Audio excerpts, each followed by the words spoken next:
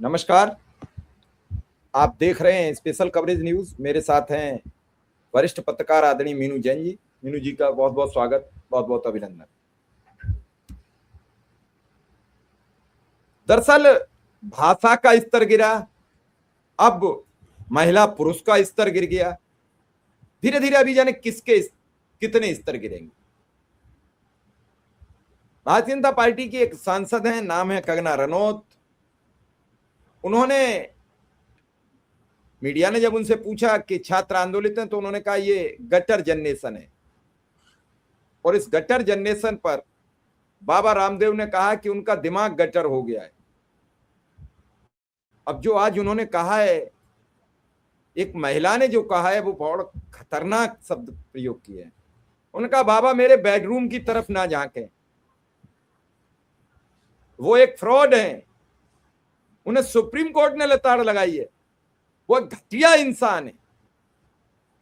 बाबा रामदेव सोच रहे होंगे क्या इसी दिन के लिए सरकार लाए थे ढूंढ ढूंढ के। हमने तो इतना योग कराया टीवी पर, लोग बीजेपी से जोड़े, पजामी और सलवार में भागे या कुर्ता सलवार में काय में भागे हम इस बीजेपी की सरकार लाने के लिए। हमारे हाथ में भ्रष्टाचार और काले धन का वो होता था एक पेपर, काला धन कितना बताया किसी को नहीं था आज तक कितना है, लेकिन कहते थे इस पेपर में सब लिखा है। पेपर भी खो गया उनसे। बीच में 2 दिन उन्होंने सरकार की खिलाफत की, फिर कहा कि नहीं नहीं हो सकता कोई डील रुकी हो, वो डील हो गई हो, फिर अपना रुख बदल लिया। मीनू जी, आज जो कहा है वो कंगना रनौत ने, वो बेहद गंभीर टिप्पणी की है।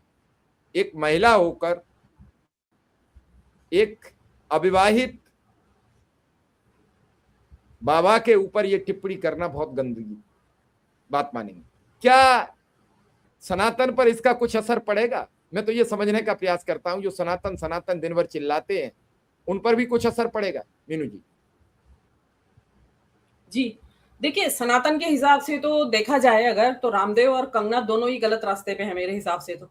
जो सनातन के ठेकेदार हैं एक्चुअली उन्हें सोचना चाहिए कि जो कंगना रनौत जिस तरीके का जीवन जीती है और जिस तरीके की जिसको कहते हैं ना अनगाइडेड मिसाइल, मतलब उनके मुँह से यही नहीं पता चलता कि कब क्या बोल देंगी और क्या उनका जो मुँह है वो बेलगाम है, अनियंत्रित ज़बान है उनकी।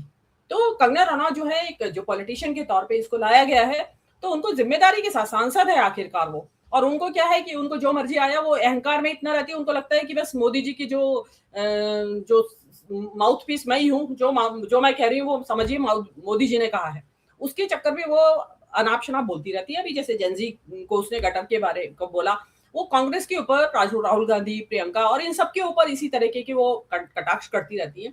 लेकिन जो रामदेव ने कहा उनके बारे में, जो रामदेव ने कहा देखिए वो काफी हद तक सही है मेरे हिसाब से। वो जवानी ववानी की बात अगर छोड़ दें तो देखिए फिल्म की जिंदगी में उन्होंने जिस तरीके से करियर बनाया, वो एक बहुत ज्यादा मतलब आलोचना होती है।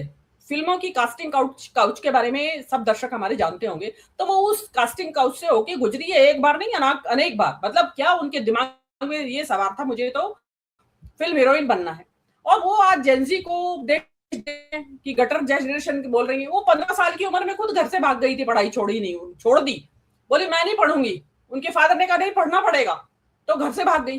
15 साल की उम्र में जो लड़की भाग के बंबई आ गई और फिल्मी दुनिया में अपना भाग्य आजमा रही है, तो आप अंदाजा लगाइए कि किन किन चरणों से गुजरी होगी। उसको वो कहती है कि मैं तो संघर्ष करके आत्मनिर्भर हुई हूँ। तो भाई ऐसी आत्मनिर्भरता तो शायद जेंजी आज की जो गटर जनरेशन जिसको कह रही हैं आप, वो आपके जैसी सफलता तो शायद नहीं जानना पाएगा। आप इतना ज्यादा विवादों के केंद्र में रही हैं, आज आप सांसद बन गई हैं, और जो आप जो है कि आपको ये माना जा रहा है कि बस आप ही जो है कांग्रेस की धज्जियां उड़ा सकती हैं और मोदी जी के बचाव में बस आप ही आगे आगे आ सकती हैं। लेकिन जो मोदी जी जिस हिसाब से इनको आगे ला रहे हैं, मैं तो मोदी जी को ही मानूंगी, मोदी और शाह ही इनको आगे ला रहे हैं। तो मुझे तो ऐसी कोई क्वालिफिकेशन सांसद के तौर पे इनमें दिखाई नहीं देती है, बजाय बदजबानी के। अब देखिए बदजबानी में हो सकता है क्योंकि कंगना रनौत जो है उनको घबराहट तो अब स्मृति ईरानी के आने से हो रही होगी, क्योंकि उनकी जगह आ गई है स्मृति ईरानी। वो उनसे ज्यादा सिद्धहस्त है बदजबान करने में, गंदी गंदी गालियां देने में विपक्ष को, और जो कहते हैं ना कि मुंहजोरी वर्ड है एक हिंदी में, वो करने में वो इनसे ज्यादा माहिर है और पुरानी है, मतलब जिसको कहते हैं ना ज्यादा अनुभवी है इनके मुकाबले। तो और भाई वो रही भी है, मोदी जी की खास चहेती रही है इतने सालों तक। उनका राजनीति में रही, वो चुनाव नहीं जीत पाई तो उनको राज्यसभा सदस्य बना दिया गया, फिर उनको अमेठी से उतारा गया।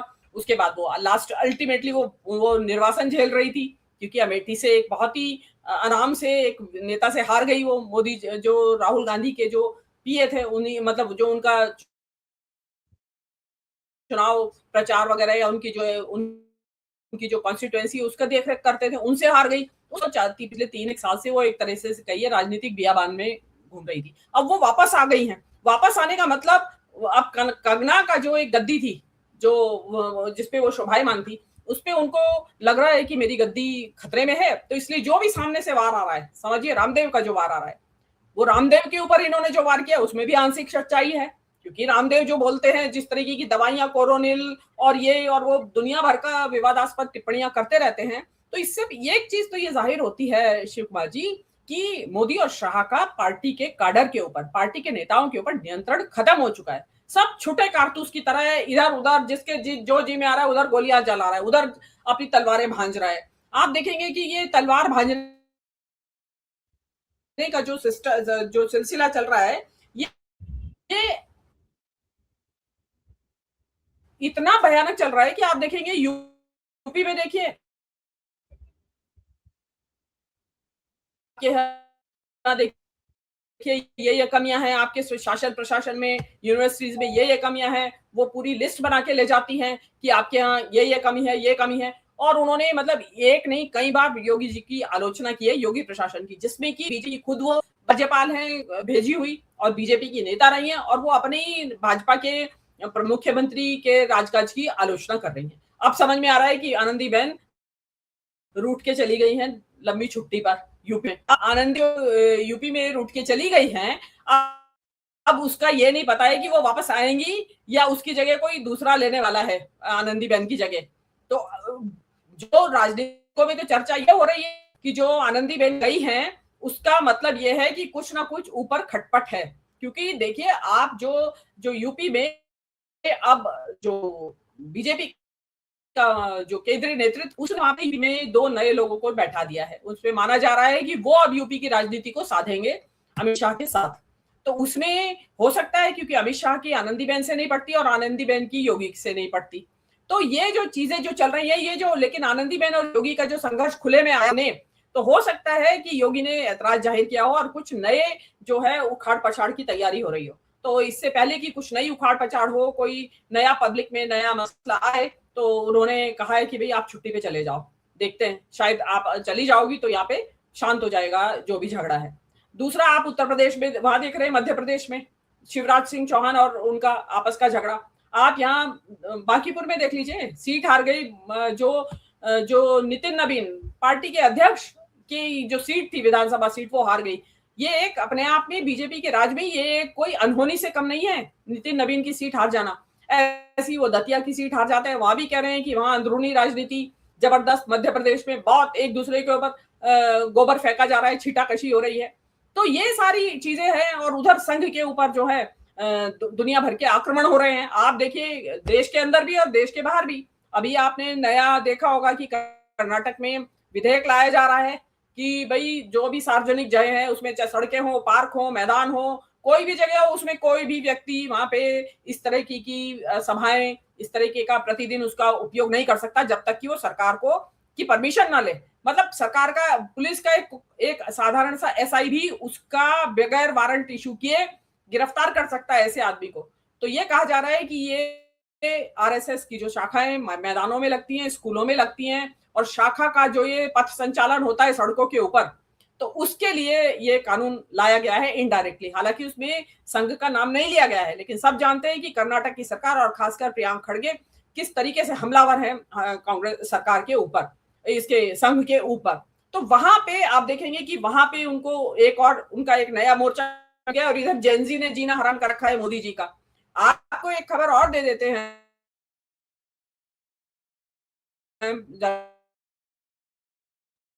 दर्शकों को, मोदी जी ने, और उस रिव्यू कमेटी में क्या हुआ, अचरज होगा आपको कि मोदी जी के पास कितने खलिया प्रधान प्रधानमंत्री हैं और किस चीज के लिए टाइम है, वहां पे जितने भी मिनिस्टर्स हैं मोदी सरकार के, उनके सोशल मीडिया अकाउंट्स को खंगाला। दर्शकों के कितने जवाब आते हैं उनके ऊपर, किनके रीट होते हैं, लाइक्स होते हैं,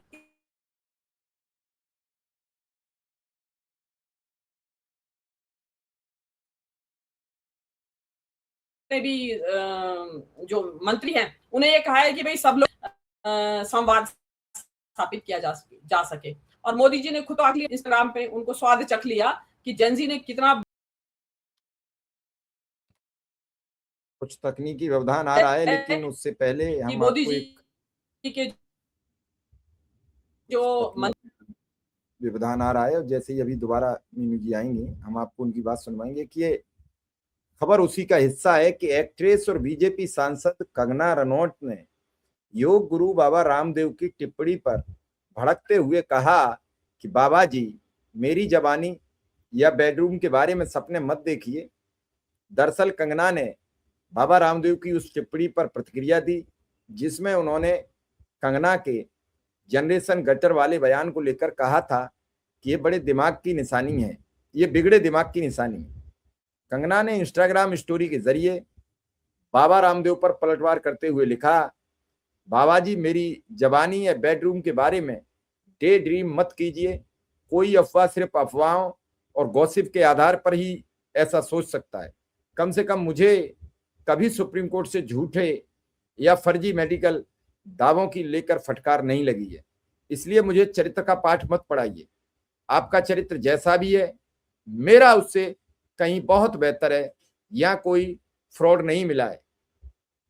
उन्होंने ये भी कहा कि सुप्रीम कोर्ट से आपको कई बार फटकार लग चुकी है, कई बार आप पर आरोप लगे हैं, इन आरोपों से आप कैसे बचोगे। तो इस समय कंगना रनौत ने भारतीय जनता पार्टी को भी कहीं ना कहीं फंसा दिया है।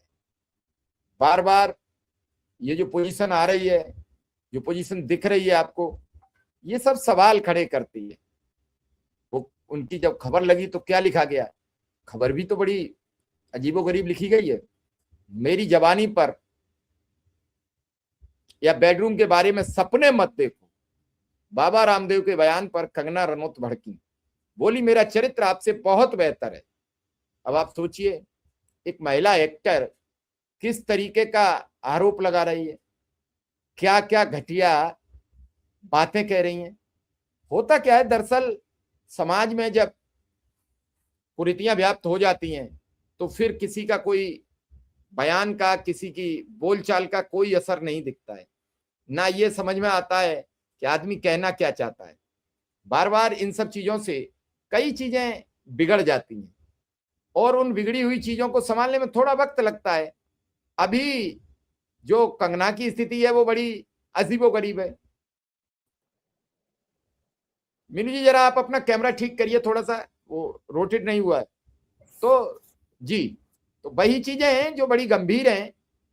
मीनू जी आ चुकी हैं, कुछ तकनीकी व्यवधान था। जी मीनू जी। जी हाँ, देखिए मेरा ये कहना था कि जो ये जो इनका जो चल रहा है आपस में, इनकी जो झगड़ाबाजी चल रही है वो ऊपर तक चल रही है। और आज अभी आपने देखा कि एक तरफ मोदी जी ने, दूसरी तरफ इनके अंदर के लोगों ने, और दूसरी तरफ मोदी जी के जो जेनजी है, जेनजी ने इनका जीना हराम कर रखा है मोदी जी का।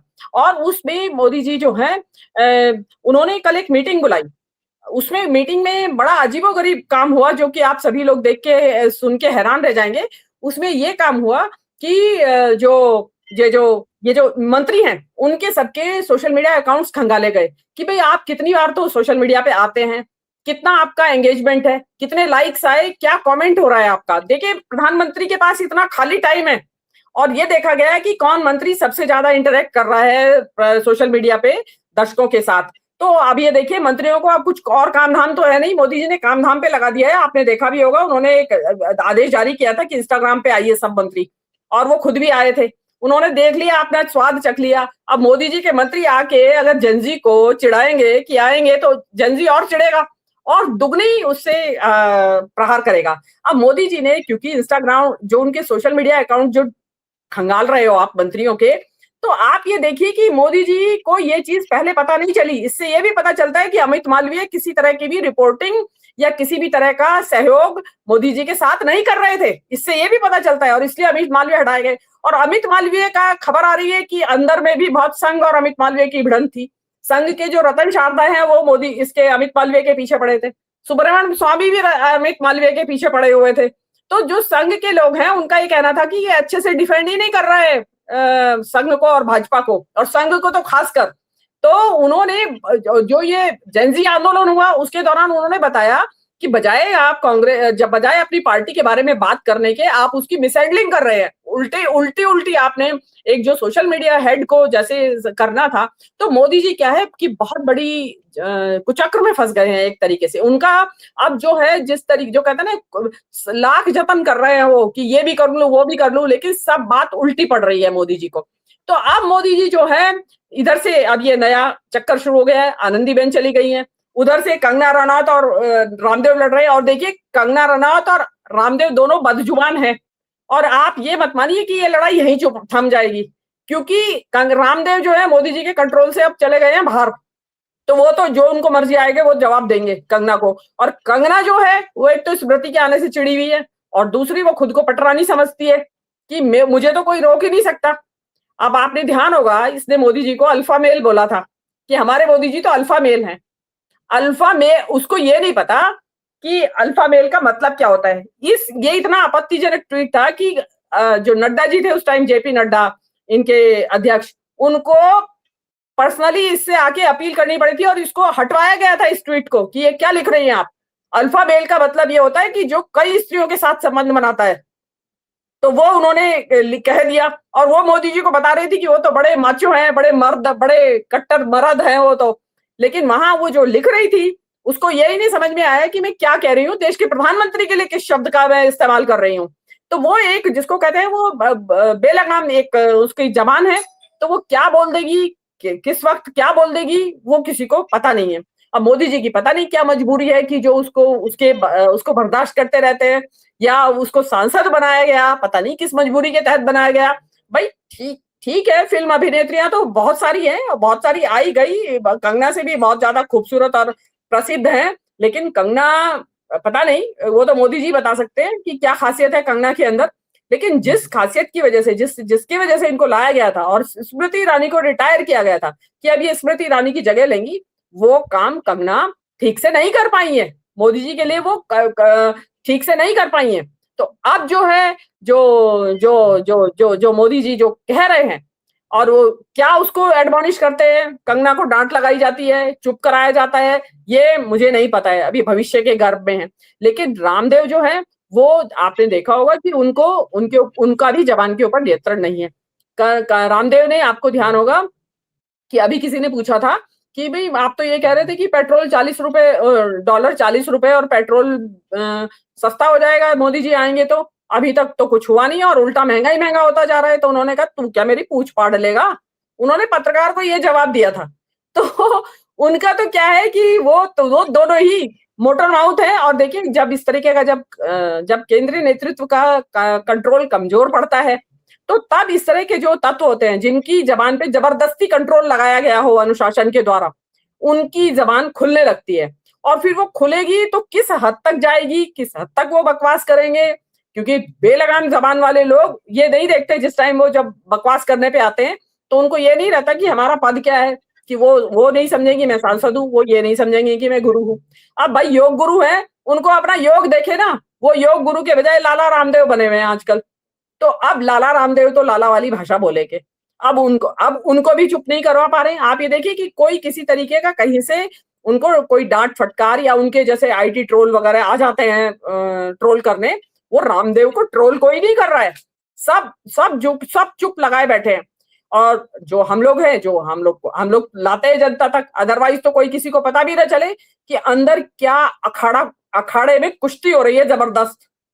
और मोदी जी और शाह जी लाचार हैं, वो कुछ कर नहीं पा रहे हैं कि करें तो क्या करें, बोले तो क्या बोले, क्योंकि इससे ये पता चलता है कि सरकार का इकबाल खत्म हो चुका है। वो एक्चुअली वो अपनी ही मुसीबत में फंसे हुए। उधर कांग्रेस बागी हो रही है, आरएसएस के ऊपर प्रतिबंध लगाने की बातें हो रही हैं, जुलूसों पे और उनकी पथ संचालन पे इनडायरेक्टली। और इधर कांग्रेस ने मना कर दिया है कि हम तो आपका जो ये वंदे मातरम का नया आपने निकाला है कि 6 के 6 छंद गाइए, अब नहीं गाएंगे। तो उस पे नितिन नवीन जी कह रहे हैं कि कांग्रेस तो मुस्लिम लीग बन गई है। अरे नितिन नवीन जी, ये कांग्रेस ही थी जिसने वंदे मातरम के अधूरा वंदे मातरम गा के और केवल वंदे मातरम के नारे से लाखों लाख जेल गए थे कांग्रेसी, और उसी से आजादी ले ली थी। आज आप बता रहे हैं ये तो वंदे मातरम को तो कांग्रेस ही लाइट में लाई। 1896 में सबसे पहली बार बंकिम चंद्र चटर्जी ने गाया था, और 1937 में इसको कांग्रेस ने बाकायदा अपना कि भाई हमारे जो अधिवेशन जो शुरू होंगे, समाप्त होंगे, वो वंदे मातरम से ही होंगे। और आज तक ऐसा ही होता है कांग्रेस के यहाँ। ये अब नए नए मुल्ला आए हैं, ज्यादा नमाज पढ़ना है, ये ज्यादा प्याज खाते हैं नए नए मुल्ला। तो ये जो बीजेपी के नए नए मुल्ला आए हैं, ये इतनी ज्यादा प्याज खा रहे हैं कि ये इस चक्कर में ही भूल गए कि ये प्याज आया कहां से। अरे भाई, ये जो प्याज है ना वंदे मातरम नाम का, इसकी खेती कांग्रेस के यहाँ 1 शताब्दी से भी ज्यादा हो गया है, जब से हो रही है। और इसको आप नहीं है लाने वाले नेशनल सीन के ऊपर, कांग्रेस बहुत पहले से ला चुकी थी, और इसको तो संवैधानिक रूप से राष्ट्रगीत कांग्रेस घोषित कर चुकी है, और इसीलिए गाया भी जाता है वंदे मातरम। आपने देखा होगा। तो इसमें आपने देखा होगा जो पहले लाइव टेलीकास्ट होता था 26 जनवरी 15 अगस्त का आकाशवाणी के जरिए, तो उसमें उनकी जो सिग्नेचर ट्यून थी उसके बाद यही बजता था वंदे मातरम। तो लेकिन अब ये नए मुल्ला आए हैं, ज्यादा प्याज खाने की कह रहे हैं, बोले ज्यादा प्याज खाओ, 6 छंद गाओ, और इनमें मेरी गारंटी इनमें से किसी को भी याद हो। तो कांग्रेस वहां भी बागी हो रही है। उन्होंने कल एक रेजोल्यूशन पास कर दिया है CWC में कि हम नहीं गाएंगे, हम तो 2 ही गाएंगे। ये शिव कुमार जी अवज्ञा आंदोलन है राहुल महात्मा गांधी का, कि हम बात नहीं मानेंगे तुम्हारी। और बिल्कुल सही है। देखिए, आपने 2 छंद गाए, उसके बाद के छंद इसलिए नहीं शामिल किए गए थे क्योंकि उसमें देवी देवताओं की उपासना थी, कुछ सांप्रदायिक टोन था उसमें। तो वो अब भी है, अब भी वही है अगर आप 6 के 6 छंद गाएंगे। और इतना समय आप मतलब एक छंद, मतलब एक राष्ट्रवाद, एक देशभक्ति ही काम रह गया क्या लोगों को? दुनिया में और कोई काम नहीं है कि आप पहले भी 6 छंद वाला गाएंगे, फिर दोबारा फिर एंड होगा 6 छंद वाला गाएंगे, और उसमें किसको याद है और कौन याद करेगा? संस्कृत तो वैसे ही आम बोलचाल की भाषा नहीं है, लोगों को 2 छंद तो अधिकतर लोगों को याद है। लेकिन उसके बाद एक मतलब इसमें टाइम खर्च किया जाए कि सारा भारतवर्ष 140 करोड़ लोग उसके 6 के छंद याद करें, 6 के 6 छंद याद करें, और ताकि भाजपा की संतुष्टि हो सके। लेकिन भाजपा आज जो है ना, इनका क्योंकि आजादी के आंदोलन में एक नाखून कटाने का भी योगदान नहीं है। तो ये जो छंद, ये जो वंदे मातरम है, या जो भी कुछ है, जो आजादी की जो भी लड़ाई है, वो सब कांग्रेस के झंडे तले लड़ी गई है। वंदे मातरम के झंडे, जिसको आप अधूरा वंदे मातरम कह रहे हैं, उसी अधूरे वंदे मातरम से लड़ाई जीती गई है आजादी की, उसी ने अंग्रेजों के छक्के छुड़ा दिए। तो और आज आप बता रहे हैं, आज आपको 150 साल बाद सुध आई है उस चीज की, और आप खुद ठेकेदार बन रहे हो उसके कि हाँ मैं ठेकेदार वंदे मातरम के।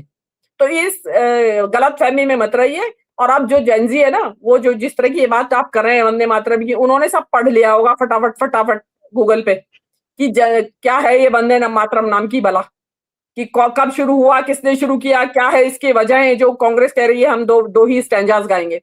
तो अगर आपकी जो सब प्रमुख विपक्षी दल है वही आपसे बागी हो रहा है, तो आप किस किस को संभालेंगे? घर में आपके आग लगी हुई है, कोहराम मचा हुआ है। विदेशों में आपका जो अमेरिका का जो एम्बेसडर यहाँ आया हुआ है, वो घूम रहा है छुट्टे सांड की तरह। कश्मीर पहुंच गया वो कल, और आज वो दलाई लामा से मिलने वाला है। अरे भाई, तुम दलाई लामा से मिलोगे तो चाइना चिढ़ेगा बुरी तरीके से। देखना अभी कितना कठोर उनका स्टेटमेंट आएगा। मतलब विदेश तो विदेश, देश तो देश, सब जगह इनको, सब लोग इनको मानने से इनकार कर रहे हैं। इनकी हर जगह बर्र के छत्ते में ही हाथ मारेंगे। जी हाँ, जी हाँ, जहां भी जाएंगे वहां बर्र के छत्ते में ही हाथ मारेंगे। हाँ जी, हाँ जी, हाँ जी। कंगना रनौत ने जो गटर जनरेशन का जिक्र किया था, वो गलत शब्द था। हाँ जी, कोई अच्छा शब्द तो था नहीं। बाबा रामदेव ने कह दिया तो कोई खास बात नहीं कह दी कि उनके दिमाग में कुछ गंदगी भरी होगी, बिगड़ा दिमाग है। उसके बाद उन पर यह आरोप लगाना कि आप हमारे बेडरूम की तरफ मत जानो, झाको, हमारी जवानी की तरफ मत देखो, ये तो निराधार गलत है, निराधार गलत है। ऐसे किसी, वो अपने को बाल ब्रह्मचारी बताते हैं और सामाजिक रूप में हैं भी, तो ऐसे रूप में ऐसे आरोप लगाना बेहद निंदनीय है। अब देखना यह है, क्या ये जो सनातन का दिन भर गाना गाते हैं, इनकी आत्मा कुछ जागेगी? या फिर बीजेपी का कोई आरोप लगाए तो वो आरोप नहीं होता है, और कोई आरोप लगा दे तो वो आरोप होता है। जैसे कल बीजेपी के विधायक ने कहा कि सीता मैया मौत का सामान थी, कोई टिप्पणी तो आई नहीं है अभी भाजपा की। कितने घृणित, और सोचिए ये बयान कोई कांग्रेस का नेता देता तो अब तक तो राहुल गांधी को घेर लिया गया होता। कब का? तो इस बदली परिस्थिति में क्या सनातन बदल गया है? सनातन की सोच बदल गई है कि भाजपा कहे तो सही, दूसरे लोग कहें तो गलत, केवल इतना सनातन हो गया? तो ऐसे सनातन से देश नहीं चलेगा। हमारा सनातन तो अनंत है, दिगंत है, बेशुमार है। उस सनातन को क्यों सोच के थोड़े से लोगों के बीच ला रहे हो? तो ऐसे सनातन से भी बचें। और दर्शकों से भी ये पूछूंगा कि बाबा रामदेव पर ये टिप्पणी आपको नागवार लगी कि नहीं, हमें जरूर बताइए। मीनू जी ने समय दिया, मीनू जी का बहुत बहुत आभार, बहुत बहुत धन्यवाद।